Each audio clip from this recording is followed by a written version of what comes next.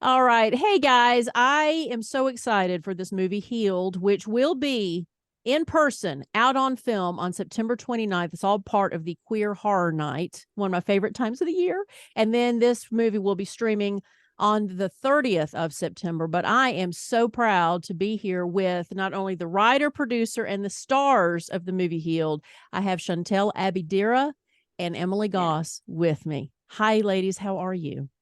Hi, Hi, good. thank you so much for having us. I do want to make a quick correction. I am an actress producer. Yaz is the writer, head producer, star, chef, uh, post Oh, producer, and on and on. is it, well, I was going to say, is there, you do private sessions with the Yeah. food? Because as soon you had me at chef, because you know what, there's a balance to life, yes, and I'm that There balanced is because a I balance can't cook to or life. I would burn water, honestly. I My think I my probably wife have. can't cook either, See, but okay, good, there's hope for me. I can but find she someone like lends you, yes. exceptional moral support while I'm cooking. So See, I can do that. I can do that for someone. Well, Healed is a movie that I enjoyed very much because I not only love lesbian films, but I also love things with a little bit of a suspenseful, creepy kind of vibe to it. So, Yaz, I want to ask you this first because, like Emily said, you did write this movie. And I know in my activism, there's usually an incident that happens to spark creativity. So, is there a moment, an incident that happened for you that inspired this movie, or was it multiple things that happened? there actually was an incident. There was a court case in Florida in some circuit court. You have to forgive me because I'm an Aussie. I have no idea about anything really. Um, there was a court case that basically a psychologist um, won the right to be able to conduct in-person conversion therapy with teenagers. And I read that and I was just like, I mean, you know, that to me is insane. These children's brains are still developing. They're still figuring out who they are. Um, and it kind of got me thinking about how this is really happening. There's this undercurrent that is happening. We're over here living in Los Angeles. I'm walking down the street holding my wife's hand, not really thinking too much about it because we're in this kind of Right. bubble while this current is very much bubbling. And I started to think about how, um, what are the other ways in which people are trying to control us. We're seeing it with books, we're seeing it in Mhm. so many different ways, and so that was the catalyst for it.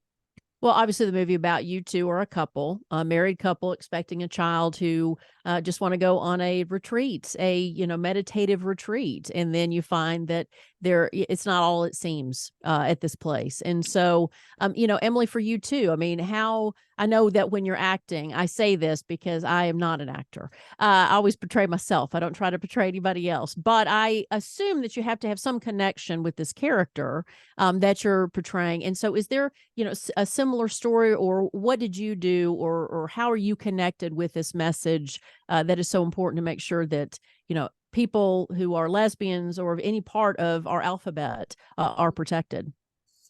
Yeah, I was lucky enough to work with Yaz on a web series in 2020, and she and I got to know each other and develop a rapport.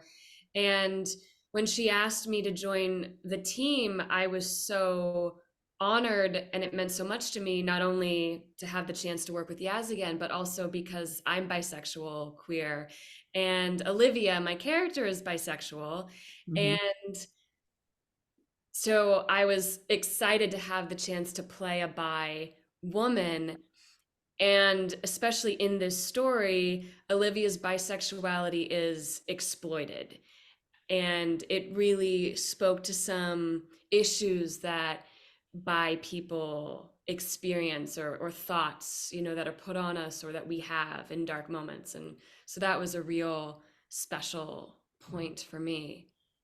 Right. Well, and to be portrayed in a positive way, right? Yes. I mean, like like Emily, you mentioned, your sexuality within the movie was exploited. There's a lot of themes when it comes to men in this movie. Both your characters had to deal with your fathers, for instance. There was a a guy who's sus, as I've learned from my son. He's sus. He was on sus. who was a part of this retreat. So yes, talk a little bit about this issue with men and how they relate to women who may not be sexually attracted to them. Yeah, I mean, I think Emily gets all the killer lines, all the lines that really like stab me in the heart, But I do think that, I really wanted the script to explore the concept.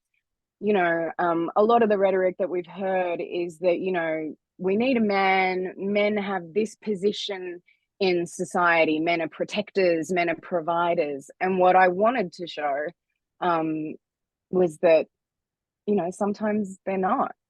And that, while some men might be wonderful protectors and wonderful providers, some are the ones that we need protection against.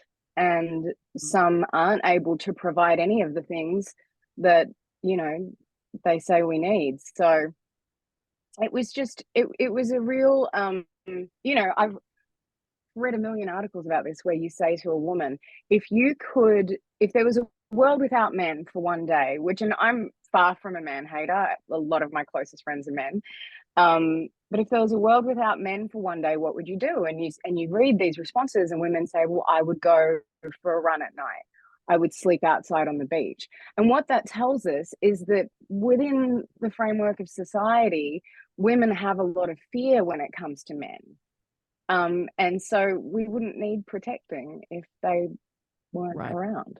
And I know that it's definitely oversimplifying it. And I really want to qualify that this is a not all men case.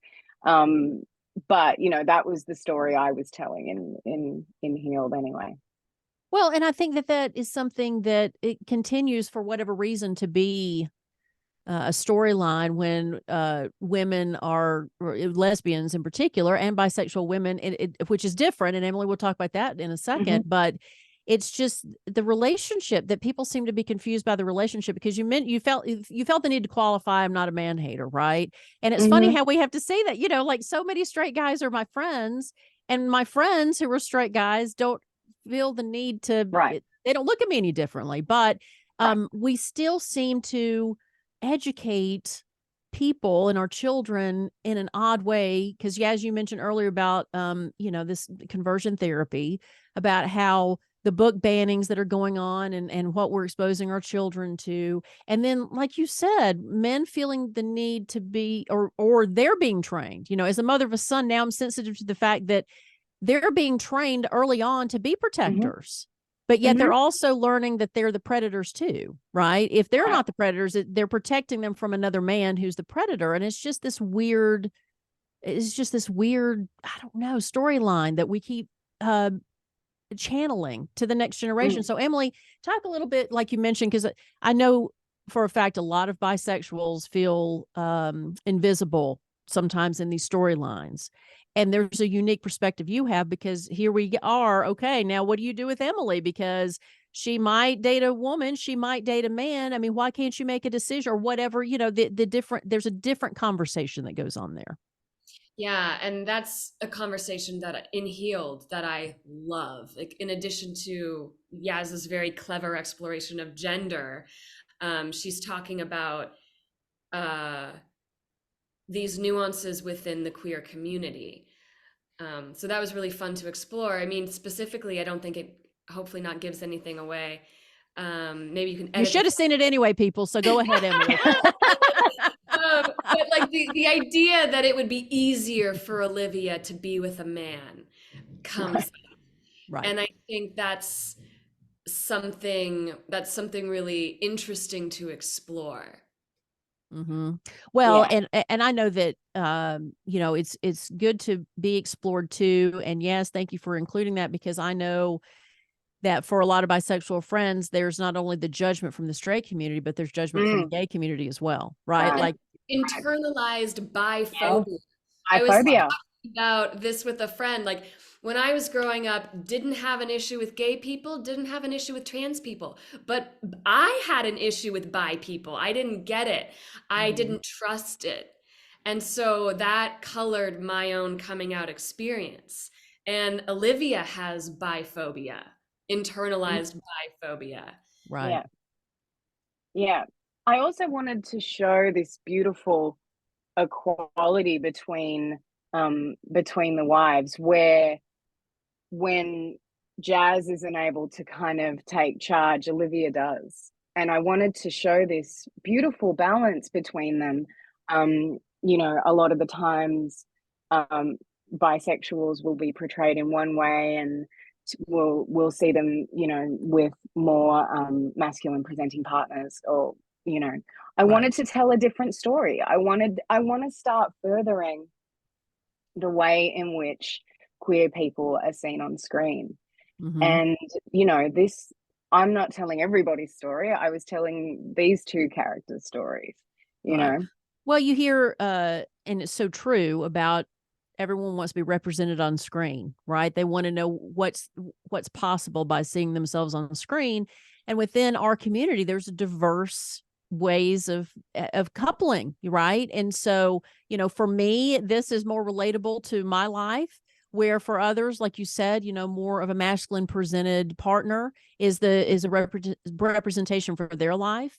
And so I think that that's why Out on Film, here's a a little wink, wink, Out on Film is so important, because the more of these stories that people get to Yeah. see, especially in our community and outside our community, then the more they feel comfortable with the world around them and don't have those. I'm trying to. There was a word that was used with a straight man the other day, where he's basically saying that you have this, you know, you have a bias, but you don't know it. You say Oh, dumb things, absolutely. you know, and don't even Absolutely. realize it.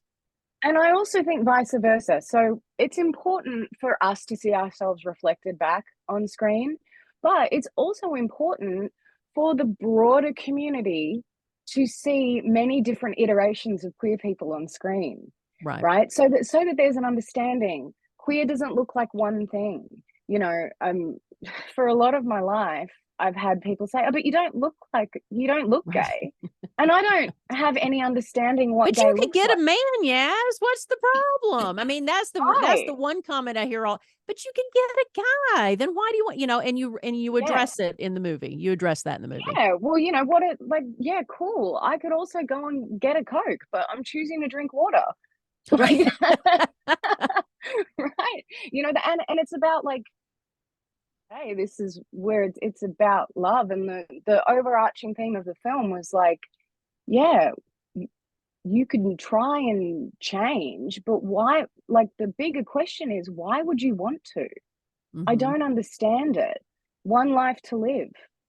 You have Right. one life. Like, why would you want me to be miserable my whole life? Like, it doesn't make any sense in my brain. But Well, you know, and Emily, you know, it seems to have taken a long time for people to even get the word choice out of their vocabulary when it comes to this community, right? Where it's not a choice to feel the way I feel or be attracted or you know, evolve the way I evolve.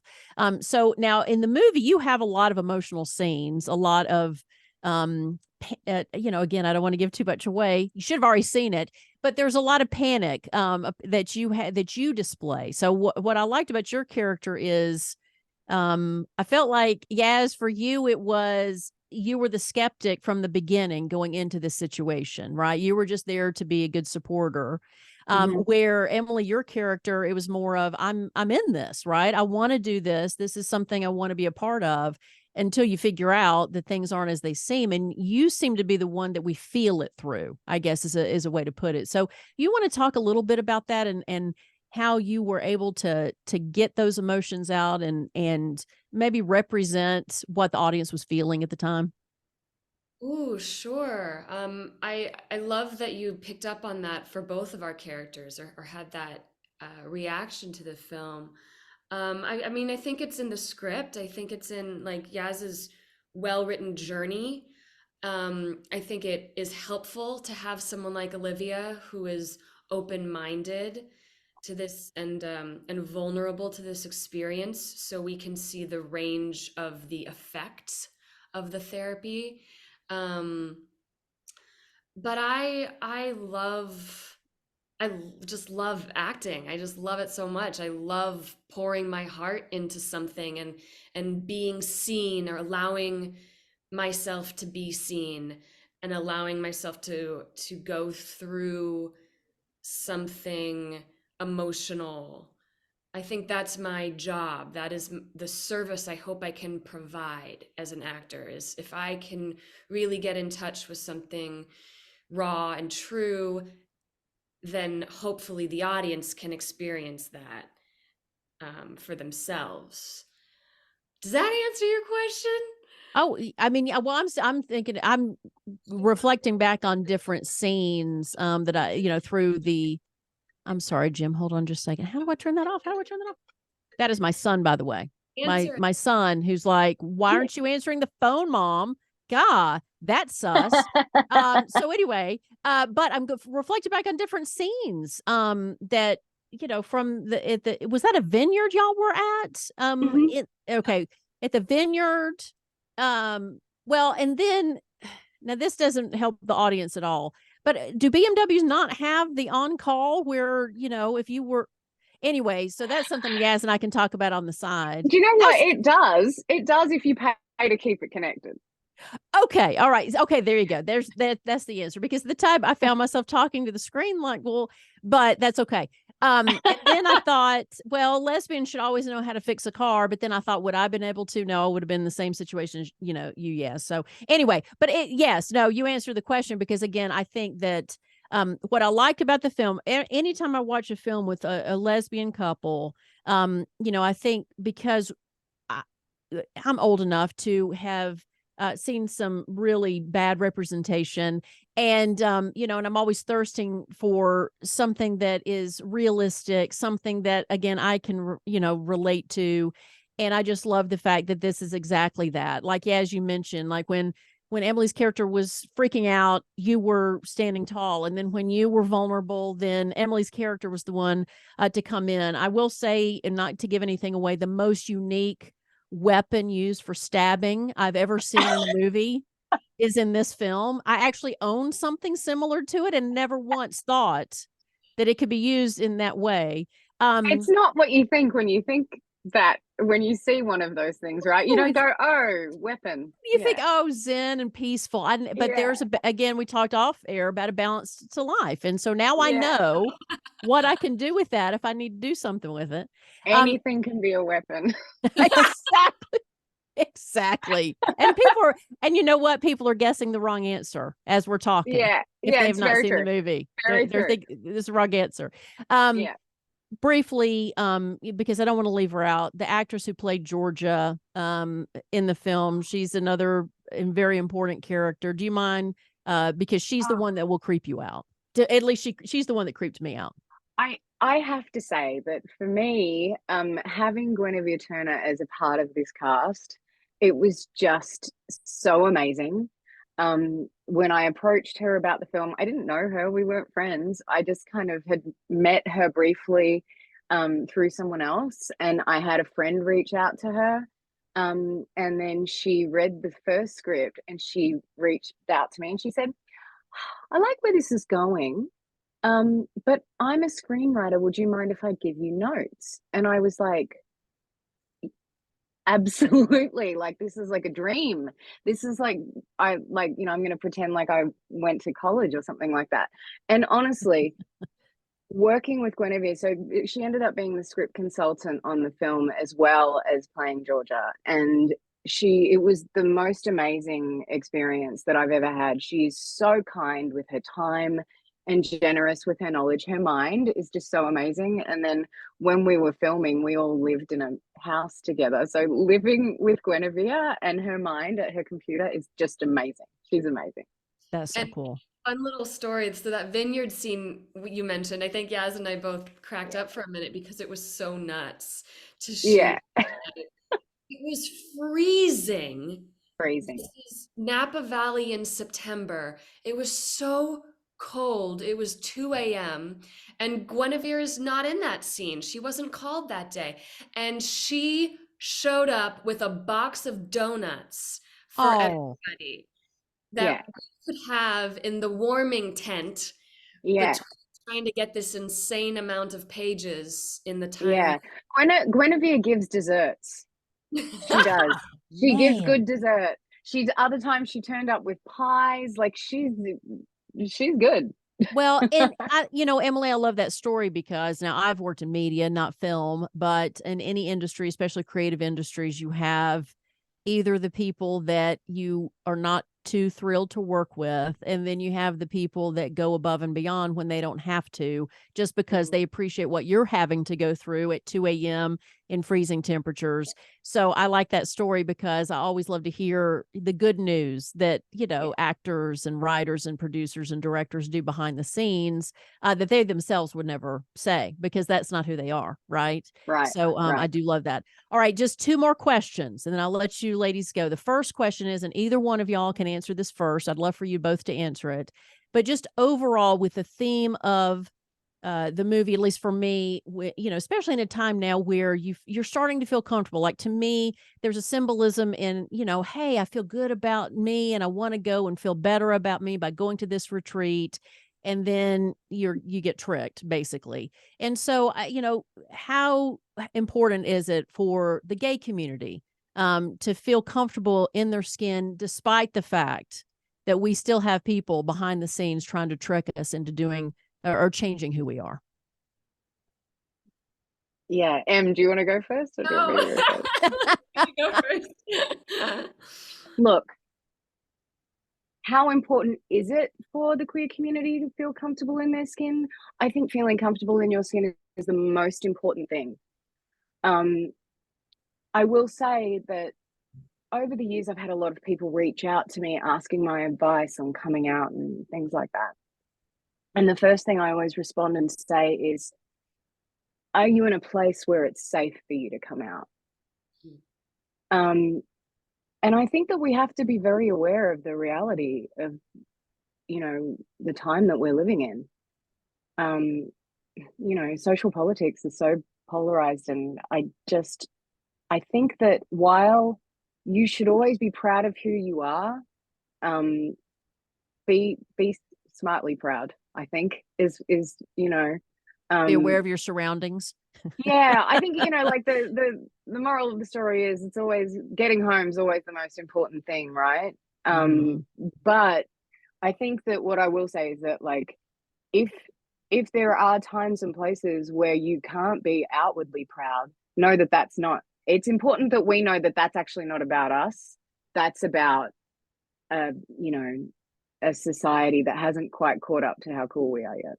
Right. I like that. Emily, you're on the spot, my love. I love that answer so much. I think Yaz nailed it. I would add that, and Yaz touched on this, like the idea, if you're seeking to find that validation, don't look outside of yourself. Don't look to social media.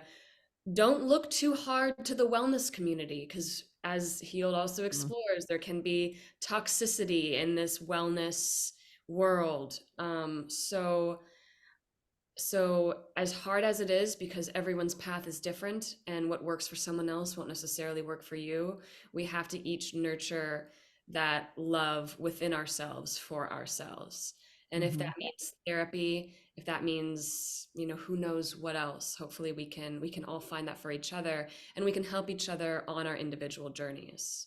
Yeah. I love it. All right. Last question. This is a fun one. I'm not going to make you think as deep, but I want, maybe just details of a moment. Okay. So in the movie, Emily's character does a great description of a kiss, of a very, what a special kiss feels like. And so I'm curious for the both of you, what is a kiss that you've experienced that made you feel like something in a movie, like it came from a movie? It could be teenage years. It could be. Oh, I totally recent. lost you guys. It could be in the movie. I don't buy that for a minute. Yeah. So Yaz said that she lost us. So I didn't hear any of the question. Melissa is, you know, your line about our first kiss that Oh Olivia. yeah. So Melissa is asking about a kiss from your life. What is a kiss? That's Oh. magic like that, like made you feel like you were in a movie. I'll go first to because I put the other question on Yaz. Mine is not a magic movie kiss, but I feel like my first kiss was kind of a hilariously bad kiss. Like That maybe counts too. like a sex education or like Degrassi like teenage kiss disaster where like I didn't know what was happening and it was the last night of summer camp and then then there's like a tongue in my Summer mouth and I'm like, this is kissing, this is awful. And then it was over and it's like, okay, bye. And then later he told my friend that I was a bad kisser. And so then I was quite scared of kissing for a bit after that. Oh. But like it sounds like it was also not great. Yeah, yeah, it was a Yeah. surprise. Yeah, that's Well, amazing that he yeah. felt so confident with his skills that he was just going to point some fingers at you. It says a lot. I'm What I'm do we I'm what do we sorry. learn about gender from this? From this? Well, Yeah. again, let me point. Yes, before you answer, I mean, here's a kid who doesn't know what he's doing, right? And because the he was rejected or the experience wasn't great or whatever, he blamed you, right? And he went off, and I mean, so he had to learn that that was the correct way to handle that situation, right? So Well, in it the also yeah, might speaks to the way that men and women are raised in society is that, you know, men kind of walk around with this confidence of, well, it can't be me. right, You know what I mean? It's her because I'm in charge and I'm the guy and I'm you know right, what I mean? And yeah, this is just a false sense that they're raised with. They don't even know that they think that way, right? It's right. fascinating when you get into it. Mm-hmm. Um, ooh, for me, okay, I'm not going to say my wife because that's not a fun story. So there was a girl who, when I was in my 20s, I did a lot of um, dating my guy friends' girlfriends. Yeah. So, Yeah, yeah, that's that was awesome. fun. That was fun. I'm not going to lie. Did they know? Did the guys find out? Or was it behind closed doors? A lot of them it was behind and no one found out. There was one guy who was very, very arrogant and had said that, you know, he wouldn't care if his girlfriend was with another girl because, you know, it wouldn't count. And so then I made it count. And he got, in the end, it was a big deal. And we ended up losing the friendship over it. It wasn't very nice on my behalf, but I think he learned his lesson that it counts. Well, yeah, Right, also hopefully he learns that relationships between two women are valid and right, Right. right. yeah. Right. Yeah. So I did have one friend's girlfriend kiss in a toilet stall that was just, and that was very much like we fit together, and I didn't have like I didn't know like my head from my feet at the end of it, and because it was so Oh, naughty, like he was just outside and all that sort of stuff. So yeah, that was, well, you that's know, exciting in your 20s. yeah. Anyway, I'm probably smiling too much at that because I uh No, you're my Liz. hero. No, I'm just kidding. But I one last thing too. It's so funny how I think for a lot of lesbians, bathroom stalls tend to be, a place because Yeah. you're both in Not there. because of not because of cleanliness, that's for sure. No, right. Yes, because yes, I mean, I guess guys don't have the same benefit of that, but when you have, Right. a locked door room to Yeah. yourself and it's Yeah. just girls Why in there. not? Yes. Anyway, Yeah. I'm gonna be part of Yaz's fan club after that, and Emily's too. I'm not gonna leave you out. I'm not gonna leave you out. So if you want to see this beautiful performance by these two, I love kudos to you as a couple, because I always appreciate actors who make sure that it's a believable whether it's a straight couple or a gay couple. So thank you for that. Healed. You can see it in person September 29th out on film, Queer Horror Night, and Yeah, then you can please come. absolutely come. I mean, how fun is that? And then you Yeah, can I'll stream be it. there. Yaz will be there on Yep. the 29th at Queer Horror Night. So come and see Yaz and hear more stories. And then it'll stream, Healed will stream online on the 30th. So Yaz and Emily, thank you so much for being a part of this, and thank you for the film. Thanks for having us. Thanks so much.